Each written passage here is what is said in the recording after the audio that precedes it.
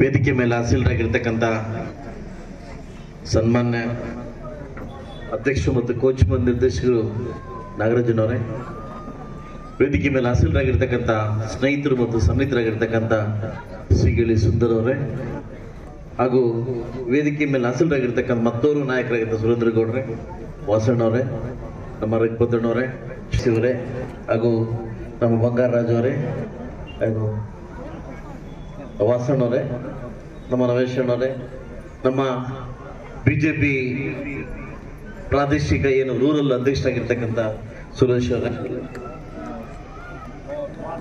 ನಮ್ಮ MP ಮುನ್ಸಮಣ್ಣ right hand Mohan ಅವರೇ, ಅವರೇ, ವೇದಿಕೆ ಹಿಂಭಾಗದಲ್ಲಿ ಇರ್ತಕ್ಕಂಥ ಎಲ್ಲ ನಮ್ಮ ವೈಎಂ ರೆಡ್ಡಿ ಅವರೇ, ಒಂದು చెప్పుకొని మన ಪಾಪ చేసుకునే ಸರ್, ಮಾಧ್ಯಮ ಮಿತ್ರರಿಗೂ, ನನ್ನ ಅಕ್ಕ ತಂಗಿರಿಗೂ, ಅಣ್ಣ ತಮ್ಮಂದಿರಿಗೂ, ದುಃಖಸಂದ್ರ ಹೋಬಳಿ ಎಲ್ಲ ನನ್ನ ಕಾರ್ಯಕರ್ತ ಬಂಧುಗಳಿಗೂ ನಿಮ್ಮ ಶಾಸಕರು ಮಾಡ್ತಕ್ಕಂಥ ನಮಸ್ಕಾರಗಳನ್ನು ತಿಳಿಸುತ್ತಾ, ಇವತ್ತು ನಿಮ್ಮ ಒಂದು ಪ್ರದೇಶಕ್ಕೆ ನಾವೇನಕ್ಕೆ ಬಂದಿದ್ದೀವಿ, ಮತಯಾಚನೆ ಮಾಡ್ಲಿಕ್ಕೆ ಬಂದಿದ್ದೀವಿ. ಇವತ್ತು ಬಹಿರಂಗ ಸಭೆ 6 ಗಂಟೆಗೆ ಲಾಸ್ಟ್. ನಾಳಿದ್ದ ನಮ್ದು ಎಲೆಕ್ಷನ್ ನಡೀತಾ ಇದೆ. ಸುಮಾರು ಜನ ನಿಮ್ಮ ಊರಿನಿಂದ ಫೋನ್ ಮಾಡಿ ಹಿಂಗಿವ್ರು ಈ ರಾಲಿದೆ ಅಂತ ಕೇಳ್ತಾ ಇದ್ರು, ಬಂದಿಲ್ಲ ಅಂತ. ಸೊ ಅದ್ರ ಸಲುವಾಗಿ ಎಲ್ಲ ಒಟ್ಟುಗೂಡಿ ಪಂಚಾಯತಿಗೂ ಬರ್ಲಿಕ್ಕೆ ಆಗುದಿಲ್ಲ, ಒಂದು ಕಡೆ ನಿಮ್ಮನ್ನು ಸೇರಿಸಿ ಓಟ್ ಕೇಳಬೇಕು ಅನ್ನೋ ಸಂದರ್ಭಕ್ಕೆ ಬಂದಾಗ ನಾವೆಲ್ಲ ಬಂದಿದ್ದೀವಿ. ದಯವಿಟ್ಟು ನನಗೇನು ಓಟ್ ಹಾಕಿದ್ರಿ, ಇವತ್ತು ನಾನು ನಂಬಿ 5 ವರ್ಷಗಳ ಕಾಲ ನಾನು ನಿಮ್ ಜೊತೆ ಇದ್ದೆ. ಕಷ್ಟ ಸುಖಕ್ಕೂ ಪ್ರತಿಯೊಂದಕ್ಕೂ ಸಂತೋಷಕ್ಕೂ ಎಲ್ಲ ನಿಮ್ ಜೊತೆ ಇದ್ದೆ. ಸೊ ಅದರ ನಂಬಿಕೆಯಿಂದ ನಾನು ನಿಮ್ಮನ್ನು ಓಟ್ ಕೇಳ್ತಾ ಇದ್ದೀನಿ. ದಯವಿಟ್ಟು ನನ್ನ ಪಕ್ಷಕ್ಕೆ, ಜನಬತ್ತ ರೈತ ಮಹಿಳೆಗೆ, ಇವತ್ತು ದೇವೇಗೌಡರು ನಂಬಿರ್ತಕ್ಕಂಥ ಒಂದು ಕುಟುಂಬಕ್ಕೆ, ಇವತ್ತು ಏನು ಈ ವಯಸ್ಸಲ್ಲಿ ಕೂಡ 91 ವರ್ಷ ವಯಸ್ಸಲ್ಲಿ ಕೂಡ ಇವತ್ತೇನು ಅವ್ರು ಸುತ್ತಾಡ್ತಾ ಇದ್ದಾರೆ, ಅವ್ರು ನೋಡ್ರೆ ಎಲ್ಲೋ ಒಂದ್ ಕಡೆ ಅಯ್ಯೋ ಅನ್ಸುತ್ತೆ. ಇವತ್ತು ಕೂಡ ಮಂಡ್ಯ ಡಿಸ್ಟ್ರಿಕ್ಟ್ ಅಲ್ಲಿ ಇದ್ದಾರೆ.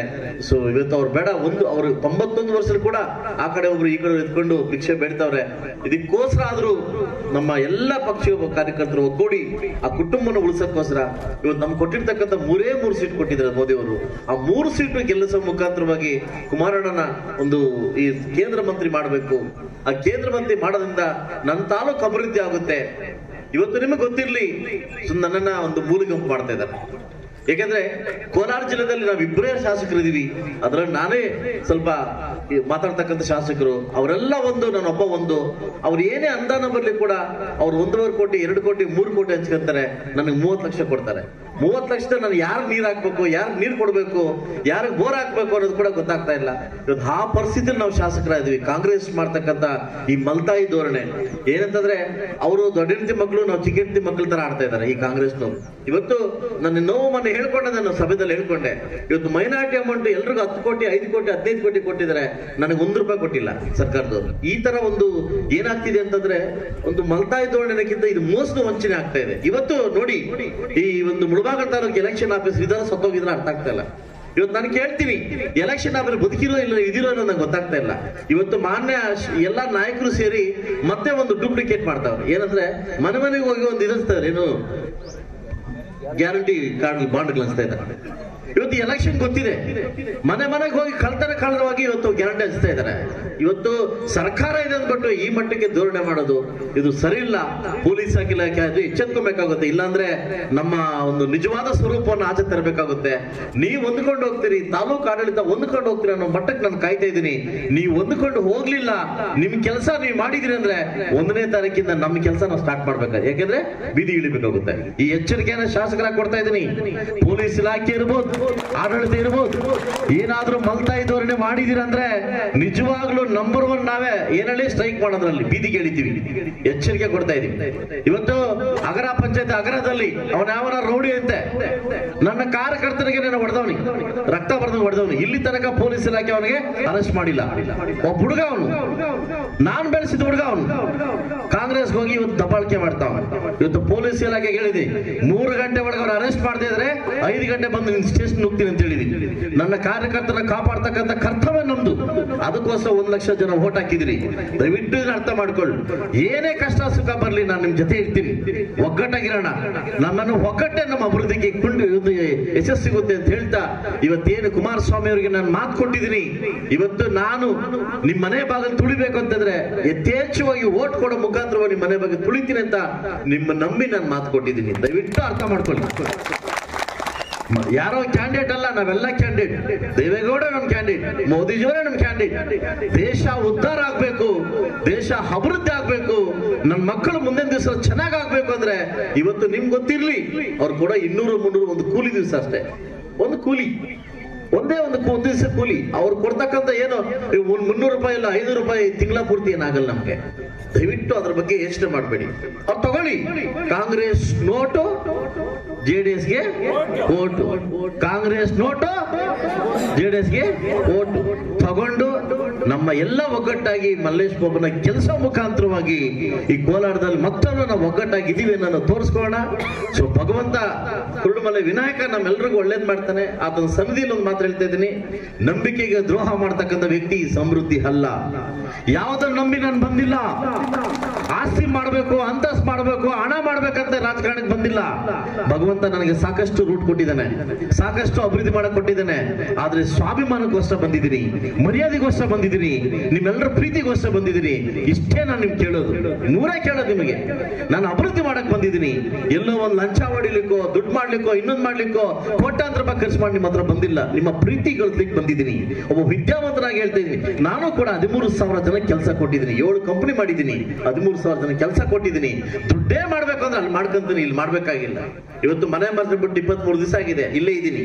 ಏನಕ್ಕೆ ಗೊತ್ತಾ, ಗೆಲ್ಸ್ಕೊಂಡೇ ಬರ್ತೆ ಅಂತ ಒಂದು ಮಾತು ಹೇಳಿದ್ದೀನಿ. ಇವತ್ತು ಬೆಳಗ್ಗೆಯಿಂದ ಕಾರ್ಯಕ್ರಮ ಮುಗಿಸಿ, ಸಾಯಂಕಾಲ ಕಾರ್ಯಕ್ರಮ ಮುಗಿಸಿ ಏನಕ್ಕೆ ಬರ್ತಾ ಇದ್ದೀನಿ, ನಿಮ್ಮನ್ನ ನಂಬಿ. ನೀವೇ ನನ್ನ ಆಸ್ತಿ. ಇವತ್ತು ಎದ್ದು ಒತ್ತು ಬೆಳೆಸಿದಿರಿ. ಬಹುಶಃ ನನಗೆ 75,000 ಓಟ್ ಬರುತ್ತೆ ಅನ್ಕೊಂಡ್ರೆ 1 ಲಕ್ಷ ಓಟ್ ಬರುತ್ತೆ ಅನ್ಕೊಂಡಿರ್ಲಿಲ್ಲ. ನಿಮ್ಮ ಪ್ರೀತಿ ತೋರಿಸಿದ್ರ ಎಲೆಕ್ಷನ್ ನಲ್ಲಿ. ಇವತ್ತು ನಾನು ಕೈ ಮುಗಿದು ಕೇಳೋದೊಂದೇ, ನನ್ನ ಕ್ಯಾಂಡಿಡೇಟ್ ನ ಗೆಲ್ಸ್ಕೊಡಿ. ಇವತ್ತು ನನ್ನ ಕ್ಯಾಂಡಿಡೇಟ್ ನ ಗೆಲ್ಸ್ಕೊಂಡ್ರೆ ಒಂದೇ ವೀಕ್ನೆಸ್ ಹೇಳ್ತೀನಿ ನಿಮ್ಗೆ, ಕುಮಾರಣ್ಣ ಮಿನಿಸ್ಟರ್ ಆಗ್ತಾರೆ. ಕುಮಾರಣ್ಣ ಮಿನಿಸ್ಟರ್ ಆದ್ರೆ ನಾನು ಯಾವಪ್ಪನು ಇಲ್ಲಿ ನಮ್ಮಂಗಿಲ್ಲ, ಯಾವ ಒಂದ ನಮ್ಮಂಗಿಲ್ಲ. ಅಪುಣ್ಯಾತ್ಮ ನಮ್ಗೆ ಕೊಡ್ತಾನೆ, ಅಪುಣ್ಯಾತ್ಮ ನಮ್ಗೆ ನನ್ನ ಕ್ಷೇತ್ರಕ್ಕೆ ಕೊಡ್ತಾನೆ. ದಯವಿಟ್ಟು ಅರ್ಥ ಮಾಡ್ಕೊಳ್ಳಿ. ಇವತ್ತೇನು ಹೆಣ್ಮಕ್ಳು ಇವತ್ತು ಯಾಮಾರ್ತಾ ಇದೀವಿ, ಗ್ಯಾರಂಟಿ ಗ್ಯಾರಂಟಿ ಗ್ಯಾರಂಟಿ. ಇನ್ನೊಂದೇನು ಹೇಳ್ತಾ ಇದಾರೆ, ಕಾಂಗ್ರೆಸ್ ಓಟ್ ಹಾಕೋಬೋದು 2 ಇಚ್ಛೆಲ್ಲ ಇದು. ನಾನು ಹೇಳ್ತಿದ್ ಯಾರಪ್ಪನ ಮನೆ ದುಡ್ಡು ಅಲ್ಲ, ನಮ್ಮಪ್ಪನ ಮನೆ ದುಡ್ಡು, ನಿಮ್ಮಪ್ಪನ ಮನೆ ದುಡ್ಡು, ನಮ್ಮೆಲ್ಲರ ದುಡ್ಡು. ನಾವು ನಮ್ಮಪ್ಪನ ಮನೆ ಅಂದ್ರೆ ನಮ್ಮ ಕುಟುಂಬ ದುಡ್ಡದು. ಅವ್ರೇನೋ ಬೆದರಿಕೆ ಹಾಕ್ತಾರೆ, ನಿಲ್ಸಾಕ್ತಿವಿ ಅಂತ. ಇಂಥ ದೊಡ್ಡ ಬೆದರಿಕೆಗೆ ಬೆದರಕ್ಕೆ ಹೋಗ್ಬಿಡಿ. ನಾವಿದೀವಿ ಮುಳುಬಾಗಲ್ ಕ್ಷೇತ್ರ ಒಂದು ಏನು ಒಂದು ನಮ್ಮ ಭದ್ರಕೋಟೆ, ಈ ಒಂದು ಇವತ್ತು ಈ ಭಾಗದ ಕೆಲವು ನಾಯಕರು ಮಾತಾಡ್ತಾರೆ. ಯಾರ ಬಗ್ಗೆ? ನನ್ನ ಬಗ್ಗೆ ಅಲ್ಲ, ಶ್ಯಾಮೇಗೌಡರ ಬಗ್ಗೆ ಅಲ್ಲ, ರಘುಪತಿ ಅವ್ರ ಬಗ್ಗೆ ಅಲ್ಲ, BMC ಅವ್ರ ಬಗ್ಗೆ ಅಲ್ಲ, ಮೋದಿ ಬಗ್ಗೆ ಮಾತಾಡ್ತಾರೆ. ಯಾರು? ಈ ಭಾಗದ ನಾಯಕರು ಮೋದಿ ಬಗ್ಗೆ ಮಾತಾಡ್ತಾರೆ. ಮೋದಿ ಬಗ್ಗೆ ಮಾತಾಡ್ಬೇಕಾದ್ರೆ ಅದಕ್ಕೊಂದು ದಮ್ಮಿರ್ಬೇಕು, ಅದಕ್ಕೊಂದು ಗಣಸ್ಥಳ ಇರ್ಬೇಕು. ನಾವು ಮೋದಿ ಬಗ್ಗೆ ಮಾತಾಡೋದ. ನಾನಷ್ಟು ಮೊನ್ನೆ 1 ಅವರ್ ಪಕ್ಕದಲ್ಲಿ ಕೂತ್ಕೊಂಡಿದ್ದೆ, ಮೋದಿ ಅವ್ರ ಪಕ್ಕದಲ್ಲಿ. ಯಾವ್ದೋ ಶ್ರೀರಾಮಚಂದ್ರ ನೋಡ್ದಂಗಾಯ್ತು, ದೇವ್ರು ನೋಡ್ದಂಗಾಯ್ತು ನಾನು. ಅಯ್ಯ, ಇಂಥ ಪುಣ್ಯಾತ್ಮನ ವೇದಿಕೆ ಹಂಚ್ಕೊಳ್ಳೋದು ಸಿಕ್ತಲ್ಲಪ್ಪ ಅಂತ ನಾನೇ 3ನೇ ಅವ್ರು ಕೂತ್ಕೊಂಡು, ಅಶ್ವಥ್ ನಾರಾಯಣ ಆದ್ಮೇಲೆ ನಮ್ಮ ಇವರು, ಅವ್ರು ನಾನು 3ನೇ ಕೂತ್ಕೊಂಡಿದ್ದೆ. ಅವ್ 2 ಸರಿ ಕೈ ಹಿಡ್ಕೊಂಡು ಮಾತಾಡಿದಾಗ ನನಗೆ ಅನಿಸ್ತು, ಯಾವ್ದೋ ದೇವ್ರ ಪಕ್ಕದಲ್ಲಿ ಕೂತಿದ್ದೀನಿ, ಒಂದು ಪುಣ್ಯ ಸಿಕ್ತು ಅನಿಸ್ತು ನನಗೆ. ಅಂತವರು ಮೋದಿ ಬಗ್ಗೆ ಮಾತಾಡ್ತಾರೆ, ಮೋದಿ ಬಗ್ಗೆ ಟೀಕೆ ಮಾಡ್ತಾರೆ. 24 ಗಂಟೆ ಬಿಡುವಿಲ್ಲದೆ ನಮ್ಮ ನಾಗರಾಜನ ಹೇಳ್ತಾ ಇದ್ದಾರೆ, ಪಪ್ಪುಗೆ ಇನ್ನ ಮದುವೆ ಇಲ್ಲ ಅಂತ. ನಮ್ಮ ಮೋದಿ ಕೂಡ ಮದುವೆ ಇಲ್ಲ ಸರ್. ಆಗಿದೆಯಾ? ಬಿಟ್ಬಿಡಲ್ಲ, ಮೊನ್ನೆ ಆಗಿದೆಯಲ್ಲ. 24 ಗಂಟೆ ಹೆಂಡತಿ ಮಕ್ಕಳು ಬಿಟ್ಟು ದೇಶಕ್ಕಾಗಿ ಹೋರಾಡ್ತಕ್ಕಂಥ ಏಕೈಕ ವ್ಯಕ್ತಿ ಇದ್ರೆ ಅದು ನಮ್ಮ ಮೋದಿಯವರು. ಅವರು ಬಂದಿದ್ದಾದ್ಮೇಲೆ ದೇಶ ಯಾವ ರೀತಿ ಇದೆ, ಯಾವ ರೀತಿ ಆಗಿದೆ ಅನ್ನೋದನ್ನ ಯೋಚನೆ ಮಾಡ್ಕೋಬೇಕು. ನಿಮ್ಗೆ ಬರ್ತಾ ಇದೆಯಲ್ಲ ಊರ್ಗ ಅಮೌಂಟ್, 20% ಸಿದ್ದರಾಮಯ್ಯಂದು, 80% ಮೋದಿಯವರು. ನನ್ನ ಕ್ಷೇತ್ರಕ್ಕೆ 238 ಕೋಟಿ ಕೊಟ್ಟರು ಮೊನ್ನೆ. ನಿಮ್ಮ ಮನೆ ಮನೆಗೆ ನಲ್ಲಿ ಆಗ್ತಿದ್ರಲ್ಲ, 238 ಕೋಟಿ ಸ್ಕೀಮ್ ಅದು. ನೀವು ಯೋಚನೆ ಮಾಡ್ಬೇಕು. ಇವತ್ತು ಅವ್ರು ನನಗೆ ಮೋಸ ಮಾಡ್ತಾವ್ರಿ. ನಂಗೆ ದುಡ್ಡು ಕೊಡ್ತಾ ಇಲ್ಲ, ಅಭಿವೃದ್ಧಿ ಕೊಡ್ತಾ ಇಲ್ಲ, ಕುಡಿಲಿಕ್ಕೆ ನೀರು ಕೊಡ್ತಾ ಇಲ್ಲ, ಟ್ಯಾಂಕರ್ ಅಲ್ಲಿ ನೀರು ಕೂಡ ಕೊಡ್ತಾ ಇದ್ದೀನಿ, ಅದು ಕೊಡಕ್ಕಾಗ್ತಾ ಇಲ್ಲ. ಯಾಕೆಂದ್ರೆ JDS ದವರು ಅಂತ ಹೇಳ್ತಾರೆ. ನಾನು ಹೇಳ್ತೀನಿ, ಕಾಂಗ್ರೆಸ್ ಅವ್ರ ಮೇಲೆ ಟ್ಯಾಕ್ಸ್ ಹೋಗ್ತಾ ಇದೆಯಾ? ನಮ್ಮ ಟ್ಯಾಕ್ಸ್ ಹೋಗ್ತಾ ಇಲ್ವಾ? ನಾವೆಲ್ಲ ಟ್ಯಾಕ್ಸ್ ಕಟ್ತಾ ಇಲ್ವಾ? ಇವತ್ತು ಯಾಮಾರ್ಸಿ ನಮ್ಮ ಕಿವಿಯಲ್ಲಿ ದಾಸವಾಳ ಇಡ್ತದೆ, ನಮ್ಮ ಕಿವಿಯಲ್ಲಿ ದಾಸವಾಳ ಇಡ್ತದೆ. ಮೊನ್ನೆ ಇಲ್ಲಿರ್ತಕ್ಕಂಥ ಅಭ್ಯರ್ಥಿ ಕೇಳ್ತೀನಿ, ಅದಲ್ವಾ ನಿಮ್ಮ ಕೊಡುಗೆ ಏನು? ಜನಕ್ಕೆ ನಿಮ್ ಕೊಡುಗೆ ಏನ್, ಕಾಂಗ್ರೆಸ್ ಕೊಡುಗೆ ಏನ್? 15 ವರ್ಷಗಳಿಂದ ಇದಿರಲ್ಲ, ನೀವು ಕಾಂಗ್ರೆಸ್ ಆಡ್ಕೊಂಡ್ ಬಂದಿರಿ ಮುಳಬಾಗಿಲು ತಾಲೂಕ್ನ. ಏನಂತ ಮಹಾ ಕೊಡುಗೆ ಇದೆ ನಿಮ್ಗೆ? ಇವತ್ತು ನನ್ನ ಕೊಡುಗೆ ಹೇಳ್ತೀನಿ, 1 ವರ್ಷ ಬಿಟ್ಟು ನಮ್ಮ ಕೊಡುಗೆ ಹೇಳ್ತೀನಿ, ಬಹಿರಂಗವಾಗಿ ಹೇಳ್ತೀನಿ. ದಯವಿಟ್ಟು ಈ ಮೋಸ ಮಾಡ್ತಕ್ಕಂಥ ಚಾಡಿನ ಬಿಟ್ಬಿಟ್ಟು ಧೈರ್ಯವಾಗಿ ಜನ ಹತ್ರ ಹೋಗಿ ಡೂಪ್ಲಿಕೇಟ್ ಕಾರ್ಡ್ ಹಂಚೋದು, ಹಂಚೋರ್ಗೆ 10 ರೂಪಾಯಿ ಕೊಡೋದು, ಈ ಸ್ಕೀಮ್ಸ್ ಯಾವತ್ತೂ ವರ್ಕೌಟ್ ಆಗಲ್ಲ. ಜನ ನಿರ್ಧಾರ ಮಾಡೋರೆ ದೇಶಕ್ಕೆ ಹೋಗಿ ಮೋದಿ ಬೇಕೇ ಬೇಕು ಅಂತ. ದೇಶಕ್ಕೋಸ್ಕರ ಜನ ಬೇಕು, ಮೋದಿ ಅವ್ರು ಬೇಕಂತ ಜನ ನಿರ್ಧಾರ ಮಾಡೋರೆ. ಜನಾದೇಶವನ್ನು ಯಾರು ತಪ್ಪಿಸ್ಲಿಕ್ಕಾಗಲ್ಲ ಅಂತ ಹೇಳ್ತಾ ಇವತ್ತು ಕಾರ್ಯಕ್ರಮಕ್ಕೆ ಕರೆಸಿ ಇಷ್ಟು ದೊಡ್ಡ ಮಟ್ಟಕ್ಕೆ